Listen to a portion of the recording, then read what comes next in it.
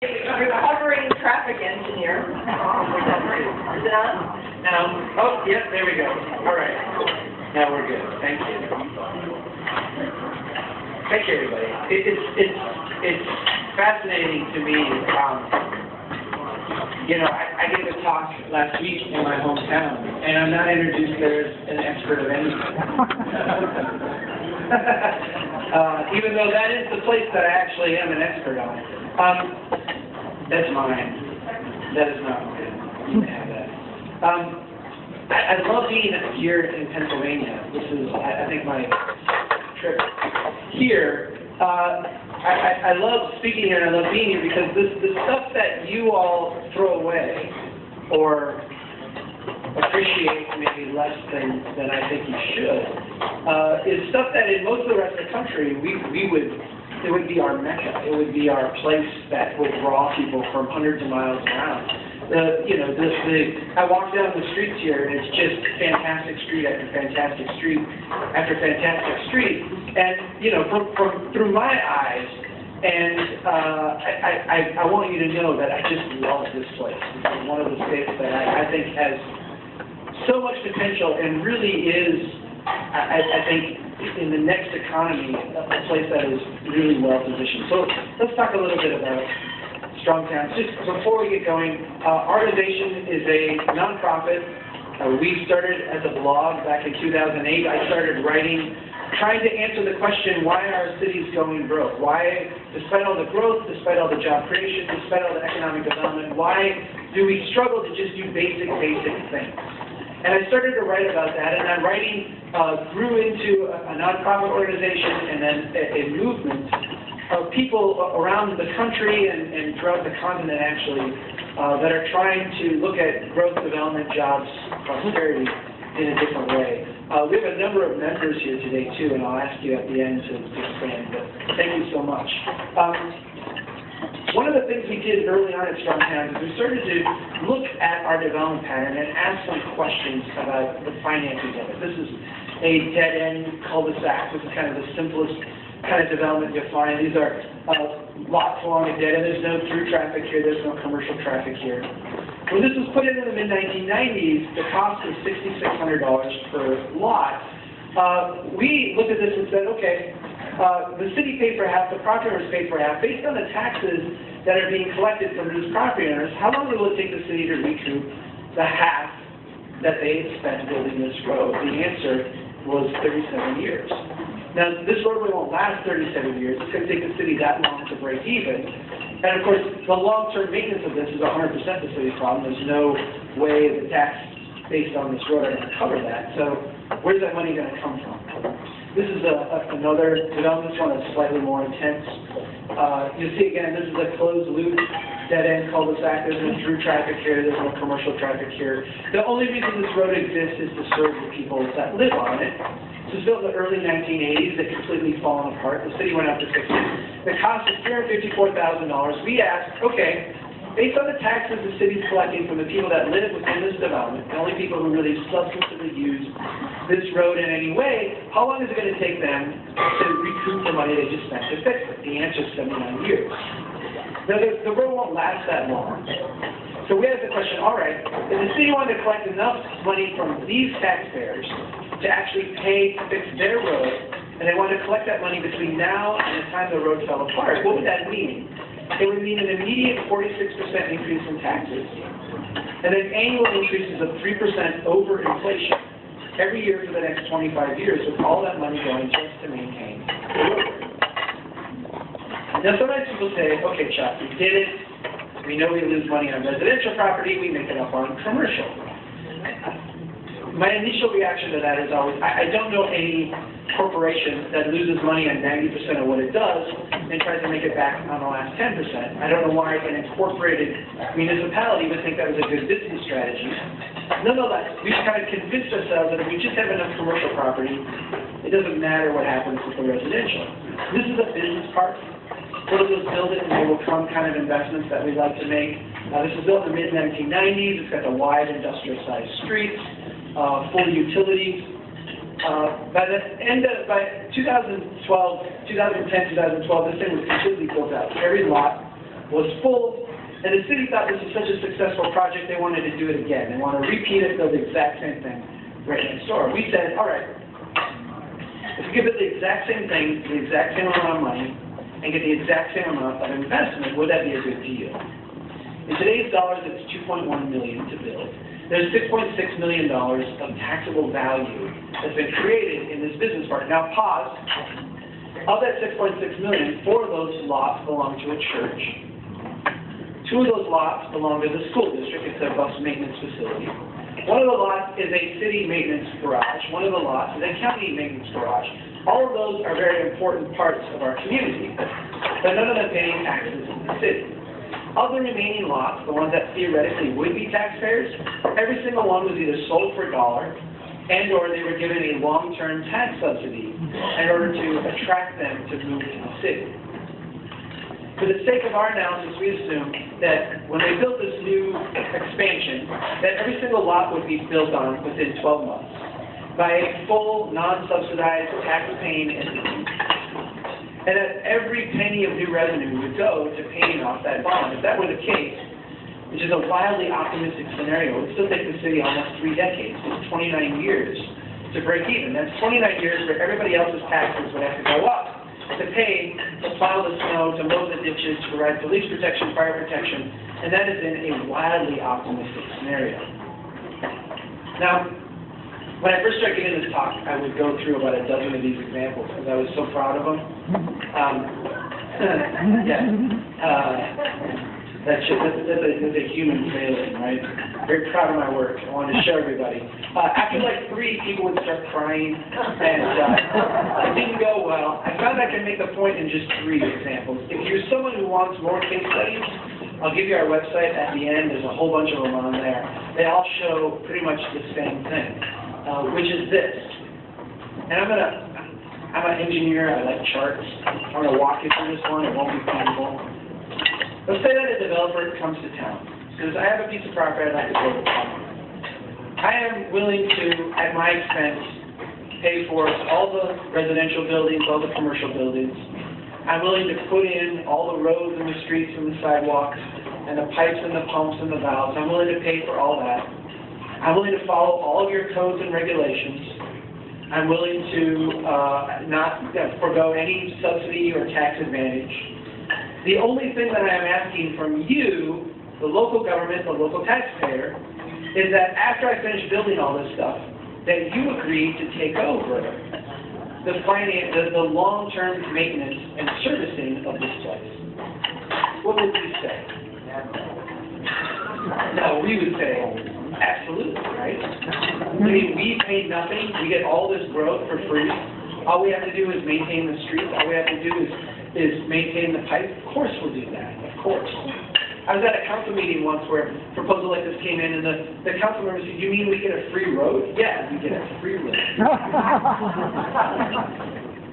Let's say that when this money comes in from this free road, this new development, what we do, because we're smart, prudent people, is we're going to take that money and we're just going to set it aside. We're going to set aside the portion that would normally get spent all around the city, fixing roads and sidewalks and stuff.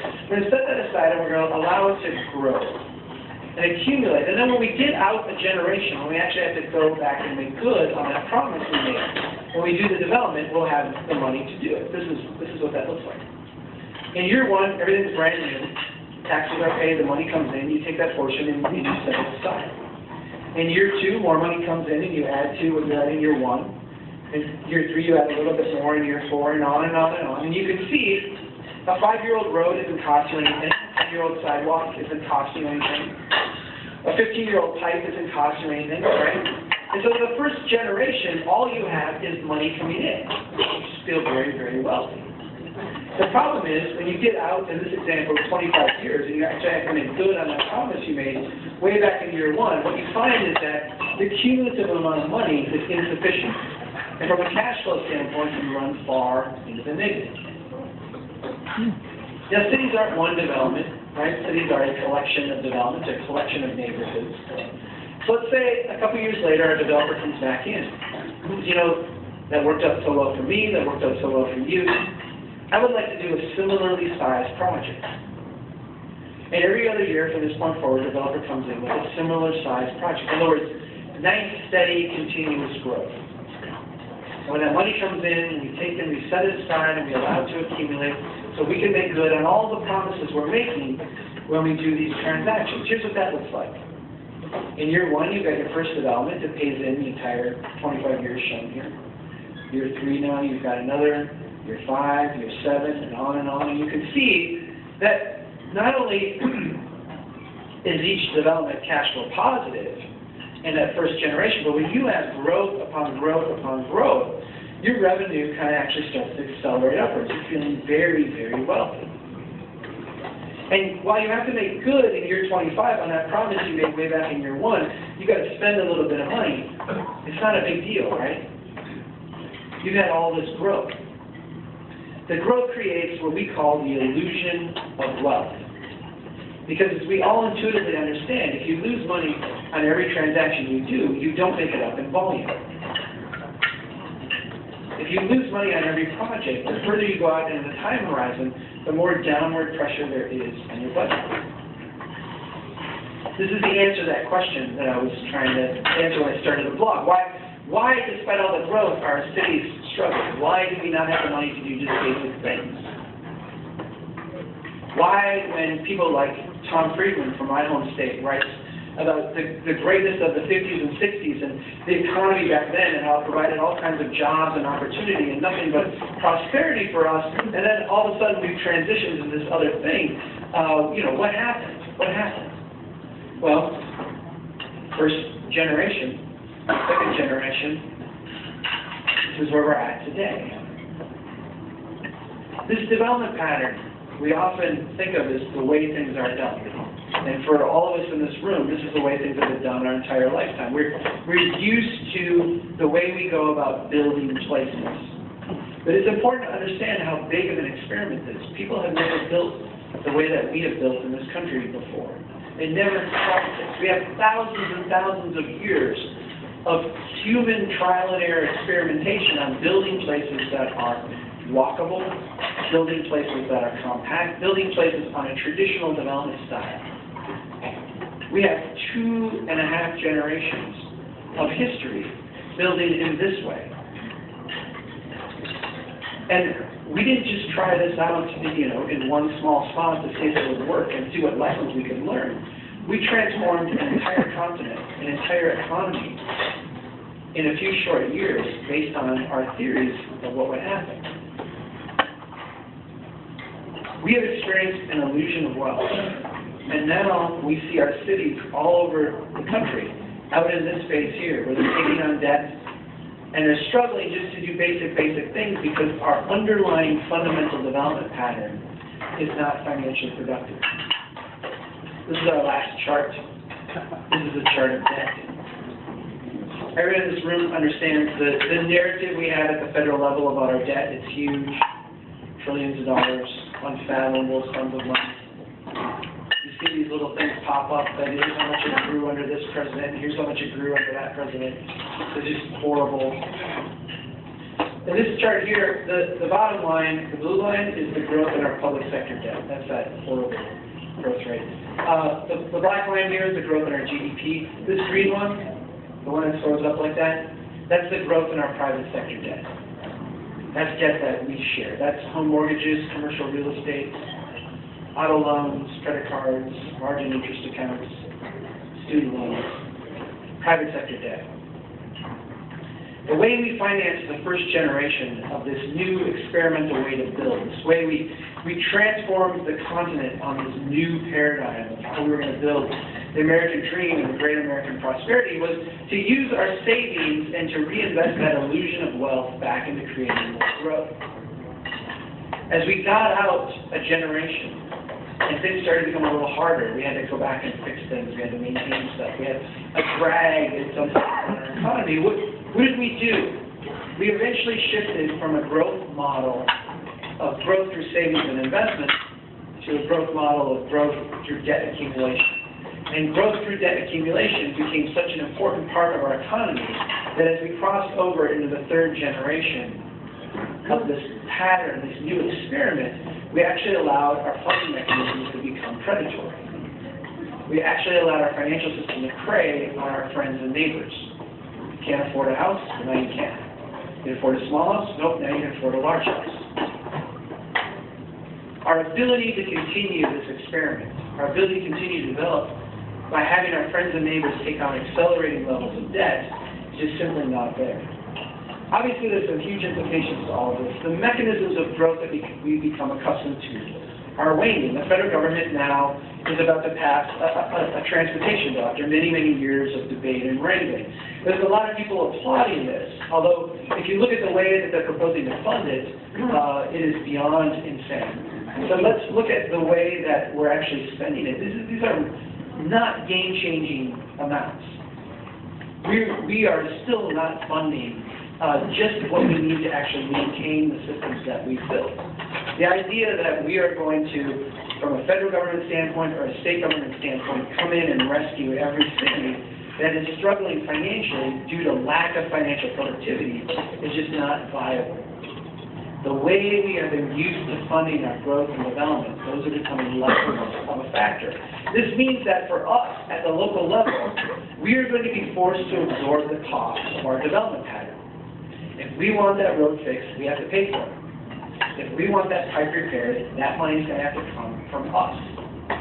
This can't be done in the current pattern of development without some incredibly large tax increases and or some devastatingly large cuts in services. Now, I didn't come here to tell you what you already know, right? Everybody in this room is aware that this is the debate we're having at every level of government, right? How big is the tax increase going to be? Who should pay for it? How deep is the service cut going to be, and where is that going to be felt? It is critical that we see the third variable in the sentence, the third variable being the current pattern of development. As long as we continue to build in an approach that is functionally insolvent, there's no way that our cities are going to avoid insolvency. As long as we continue to build in a way that gives us an illusion of wealth today in exchange for enormous long-term liabilities, there's no way that our cities are going to avoid default. Whether that is a hard default, like we see in places like Stockton and Detroit and San Bernardino, or whether it's a soft default like we see in thousands of cities across this country, where they lay off police and firefighters, where they defer critical maintenance, where they don't budget the money that they should because they don't have it.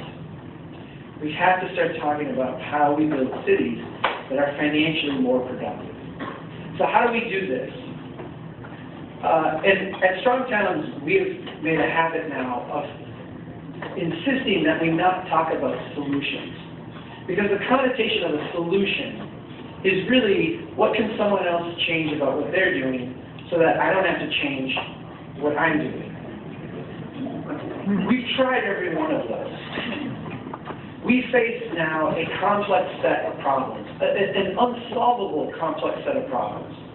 And so, in Strongtowns, we don't talk about solutions. What we talk about are rational responses. How do thoughtful, intelligent people working together in a community roll up their sleeves, look at this complex set of problems and say, how do we respond rationally to them? And when we talk about rational responses, I always like to start with this photo here. This is my hometown. I live in Brainerd, Minnesota. It's about 2.5 hours north of Minneapolis-St. Paul. This is what it looked like back in 1904. This was the middle of nowhere, right? This is what it looked like. And I'm just shocked when I first saw this picture. I was just astounded because the planner in me comes out and says, "Look at this place. I mean, look at the way the buildings line up, the way they frame the public realm at just the right Greco-classical ratios, right? There's great segmentation. Yeah, there's great segmentation of the public realm. The buildings have great symmetry. They front the street in a perfect way. This is a brilliantly built and designed street."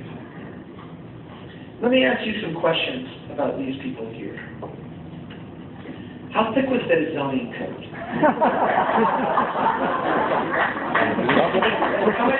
How many boards and committees did they have to go to get an approval to build? How much tax subsidy did they give up? How many grants did they get from the state and federal government? How many miles of road and pipe did they build to attract this development? How many engineers and planners and economic development advisors do they have on staff? We can go through the litany of things that we have convinced ourselves are absolutely essential to building great places today. They had none of that. They didn't have 30-year mortgages. These were a bunch of illiterate lumberjacks in the middle of nowhere, and look at what they built. How did they do this?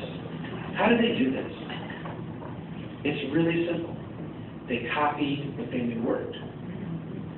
They took the materials they had on hand, and they built in a style and a pattern that they had seen work for thousands and thousands of years all over the globe. In different latitudes, in different continents, in different cultures. They just built what they knew worked.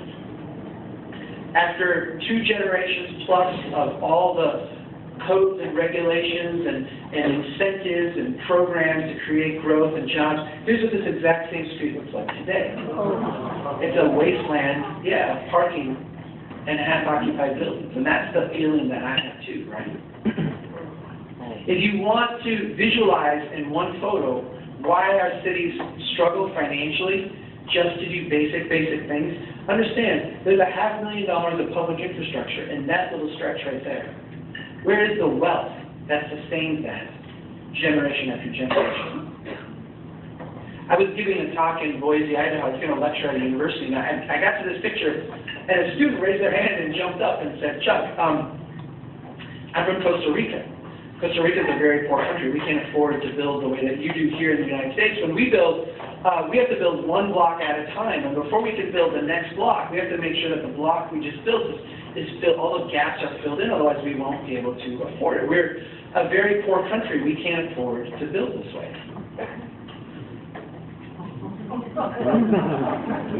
Yeah, we're a very poor country now, too.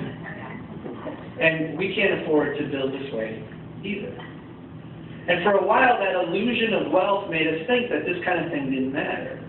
That we could walk away from blocks, we could walk away from whole neighborhoods, we could have miles and miles of stuff that was not loved and cared for. It didn't matter. We could run pipe all over and roads all over. We didn't have to think about this stuff. We're now a poor country again. Our cities are really poor. And we can't afford to think this way either. So how do we do things differently? How do we rationally respond? The first thing we got to do is get rid of some of our worst habits.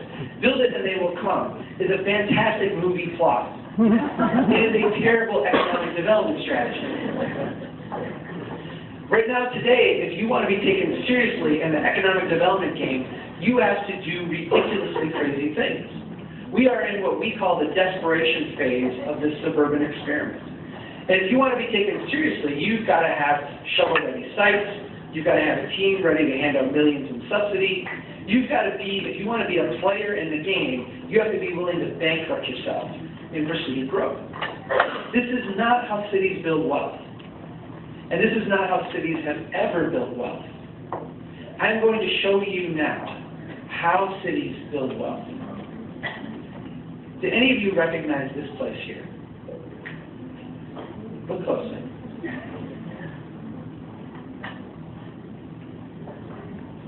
Any guesses? You said this was Allentown. Would that shock you? It could be, couldn't it? Why? Trees are wrong? Yeah, the wrong trees. But if you went back in time, there's probably a photo, or there could have been a photo of Allentown at this point, right? This could have been, Harrisburg or Pittsburgh or Philadelphia. Could have been Manhattan, right? And Manhattan started just like this. If you go broader in the country, this could be San Francisco or Vancouver or Dallas, Chicago, Houston, right? If you went back far enough, this is how London started, Paris, Rome, and this could be Romulus and Remus standing here. Different buildings, right? Different trees. This is my hometown. This is Brainerd. This is what it looked like in 1870. This is the first iteration of every city that was ever built prior to our post-World War II suburban experiment. It began just like this.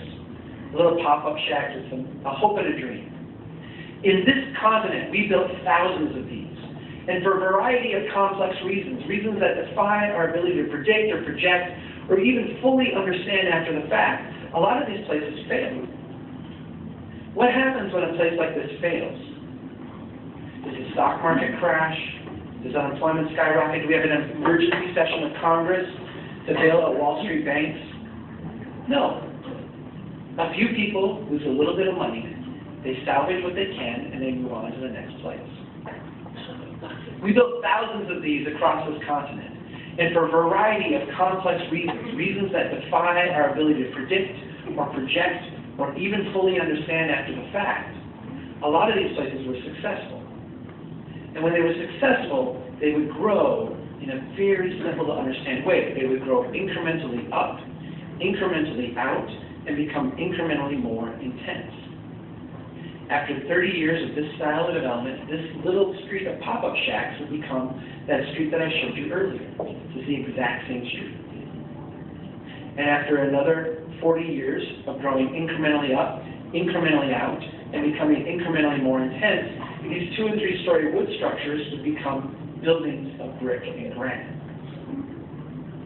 The way we build wealth is not by going to the casino and putting it all on red. The way we build wealth is by making small investments over a broad area over a long period of time. Let me show you how productive this style of development is.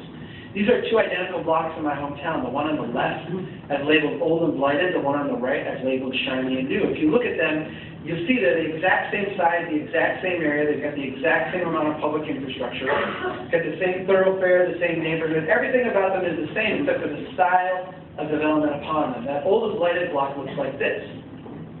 It's the 1920s version of that original pop-up block. As my city was growing incrementally, the next increment of out were these 3 blocks. And so what you're looking at here is the cheapest building you could build in the 1920s. And had things continued as they historically had for thousands of years, over time these would have gone more intense, they would have gotten 2nd and 3rd stories, they would have been rebuilt. But that's not what happened, right? After these were built, we had the Depression, we had World War II, and we had a completely different style of development that just skipped right over this. This block has stagnated for 90 years. 2 blocks over, it used to look just like this. The city labeled it blight, had it torn down, and now we have the brand new taco drive-thru joint. Everybody was thrilled with this transaction. The planner was happy because now we got all the codes. We've got 2 drive-thru lanes, we've got plenty of parking, we meet the floor area ratios, the sign rate is correct with the ordinance. The engineer was happy because we got rid of the on-street parking, now cars can flow more smoothly through there. The environmental people were happy because they got them to put a little bit of green space and some native plants in the stormwater area. Even the bike pedestrian people were happy because they got them to put in a little sidewalk. It ends right there, but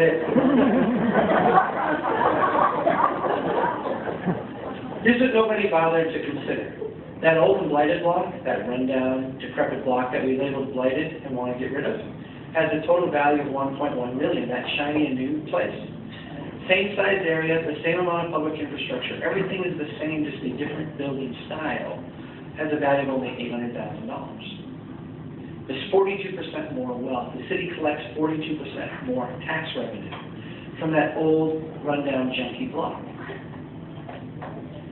And we all know the trajectory of the taco joint, right? I mean, understand what you're looking at here. You're looking at the traditional style of development, the way we build places for thousands of years, slowly and incrementally over time, in its infancy, after 90 years of neglect, and it's still outperforming by a wide margin the stuff we're building brand new today. And 20 years from now, that taco joint will be a used car lot, right? 10 years later, we'll be boarded up. They'll be selling drugs at the back, and the city will be trying to get a grant to get it torn down. We've all seen this. In fact, when we first did this analysis back in 2012, we went back and redid it last year. This is what's happened in just 2 years. In the traditional style of development, you have a development pattern with tremendous financial upside and very limited financial downside. And with our new experimental approach, we have a development pattern with a very limited financial upside and a downside that can literally go negative. This is the same thing we see on the edge of our cities. This is our Mills Fleet Farm complex. We're a little bit too far east from Mills Fleet Farm. This is our double big box store. Mills is a wildly popular Midwestern big box store. When you walk in, you've got auto parts, animal feed, lumber, guns and ammo, camouflage lingerie. That's the product mix of Mills. Wildly successful. This is the Mills, and then we doubled the size of this one. It was so successful. Then the auto dealership that we had. This is a 20-acre piece of property, most valuable piece of property in the entire area. This is 20 acres of our downtown. If you've ever seen the movie Fargo, you've seen a not so flattering but not so inaccurate portrayal of downtown. Granted, we would kill to have a slice of what you have here. This is lots of buildings that are burned down and become parking lots. That's pretty much the only investment that's happened in my lifetime. Yet when we look at these two different 20-acre configurations, same size area, just a different style. Out on the edge, we're getting about $600,000 an acre. Downtown, we're getting 70% more, $1.1 million. When we think of the wealth that had to be expended to get this, the hundreds of millions for bypass and extending sewer and water out and building frontage roads and backage roads, and we compare that to the slow and incremental wealth that my great-great-grandparents and their contemporaries invested slowly and incrementally over time in this community. We also realize that when Mills goes, there's no secondary use for this site, right? We've all seen that. There's no next generation of use that comes anywhere near this. This is the peak. And there's only one direction at this point, and that is down. This here has so much adaptability, so much potential, so much resiliency. There's a reason our ancestors built this way. And I say ancestors in the biggest sense of the term. All over the world, different continents, different cultures, different languages, different latitudes, all built in this way. And there's a reason. It is financially really, really productive. When we look at cities around the country, we see the same pattern over and over and over again. This is some maps that my good friend Joe Minicozy with Urban Tree put together. And what you're going to see here, if you think of a farm field, you go out and you plant seed across a field, and some areas grow more robustly than others. We say those are the most productive parts of the field. When we look at the city, we say, okay, where are the most financially productive parts of our city? Where's the place where we're getting the highest return? So what you're looking at here is value per acre. I like to start with Buffalo because Buffalo is one of those classic cities that was gutted with our new experimental approach to building. They've lost population every census since World War II. Yet when we look at where the wealth in the city of Buffalo is, can you tell where their historic, traditional, walkable downtown is? And not just how much wealth is still there, even after generations of decline and neglect, but how much it dwarfs everything around it. These places were wealth-generating machines. A little bit smaller city in upstate New York, about half the size of you here. You get the same kind of pattern. We could go even smaller. This is a little small town by where I live. When I was here, I came to this town, about 1,200 people. They said, we've got some really great stuff going on out here. We've got some really great stuff going on out here. But these neighborhoods here are terrible. We've got to find some way to get this stuff torn down and get it rebuilt, and then we show them where all their wealth was. All their wealth is in those poor neighborhoods, with the poor people, in the places that they completely neglect and disregard. Those are the neighborhoods that are paying the freight in that city. And this is a pattern we see over and over and over again. When we visualize what these things look like, we can start to see the potential for what our places can become. This is in North Carolina. You've got a Kmart at $384,000 an acre. You've got a Walmart at $967,000 an acre. These are huge developments. The city spent millions and millions of dollars building interchanges, frontage roads, and running sewer and water out, in addition to tax subsidies that they gave to these places. Yet when we look at their core downtown, we see an old warehouse that was converted into a supper club, now at $5 million an acre, and my favorite all-time, Jimmy's Pizza, $3.4 million an acre.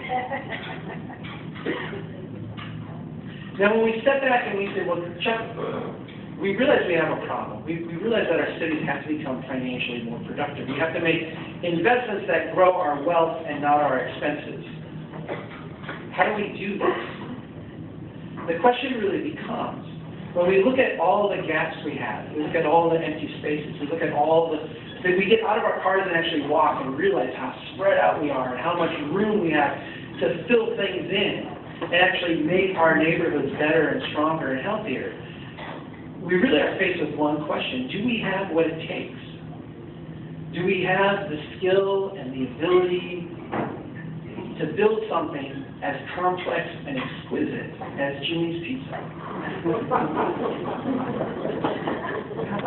Because if we do, and if we do that over and over and over